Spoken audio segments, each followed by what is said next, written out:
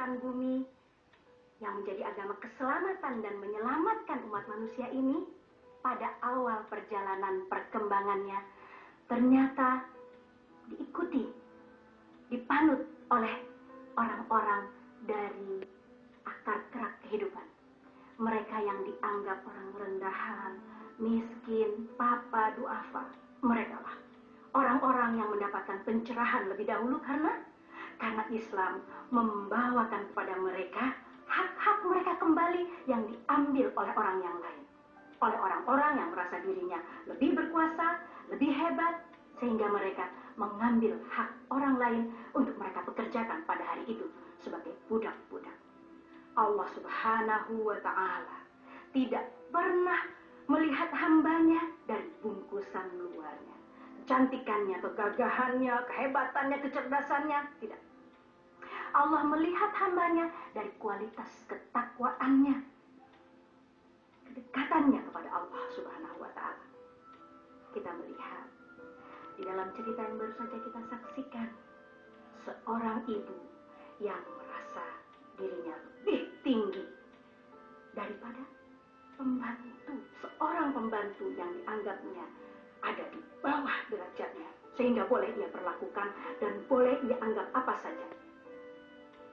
Ternyata ketika kita kecil dan anak-anak semuanya pasti masih ingat cerita tentang seekor singa yang aumannya mencapai seluruh hutan, gagah, dianggap raja. Pada suatu hari bertemu dia dengan seekor tikus yang kecil dan kemudian dia berkata, "Apa kamu tikus kecil? Pergi sana, nggak berguna." Sampai pada suatu ketika singa meronta dan tidak berhasil keluar. Si tikus kecil melihat, tersentuh hatinya, diam-diam ia menggerogoti sehelai demi sehelai benang-benang dari perangkap yang kuat itu, sampai akhirnya ada bolongan besar dan singa dapat keluar.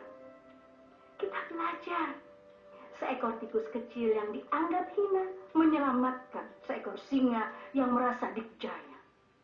Bukankah ibu yang baru saja kita saksikan ibarat singa yang tinggi hati dan gadis mulia dari golongan orang yang direndahkan, ternyata justru menyelamatkan nyawanya.